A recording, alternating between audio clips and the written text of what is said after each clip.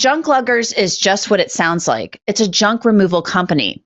The house in Bucks County that Junk Luggers employees visited had a lot of guns. This is a photo of the area of the actual house with the guns stored in Bucks County, not the Gaudio's home. Kevin Steele said that Calvin Roberts and Charles Fulforth had that information about the guns because they worked for Junk Luggers.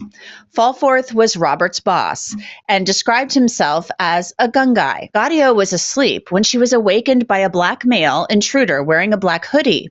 This male shot her without provocation while she was lying in her bed, and she became instantly paralyzed.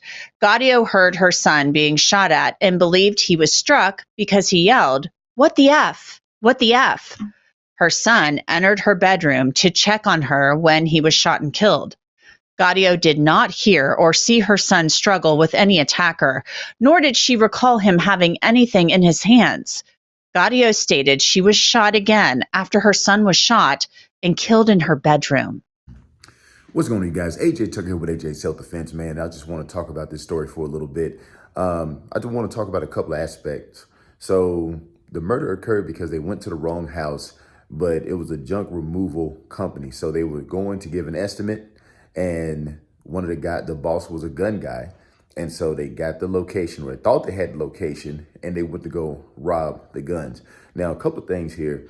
They got the wrong house. And so you might think like, hey, if I don't bother anybody, nobody will bother me. That is not the case. This is very tragic, very bad, but definitely want to use it as an example. And as for the junk removal company, they're out there trying to do good things, man, because this type of company, they hire prisoners who are convicts, ex-felons, and they have a chance to have a second chance. And I think, people should have that. And so these guys are really muddying the waters. I don't know how much is going to change. I don't know if this is going to be a one-off, or is it going to mess up things for other people getting out and looking for a second chance. But back to the story, man. One thing that I do believe, they come in and they give these estimates and say, hey, this is how much it's going to cost.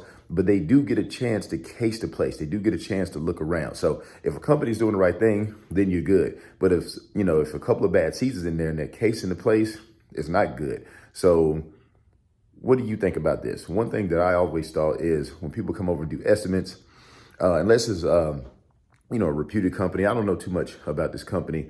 What about a virtual estimate where a person goes through the house and they have instructions on how to go through, and they do the whole thing virtually? You don't give up your location until you get the estimate or whatever. Is there some type of extra step, or is there some type of security measure? Again, they even got the wrong house. So how did this happen? But it's pretty hard to avoid as a company when one of the manager or the boss is the one giving the location. So that's all I want to talk about on this one, man. What do you think about this?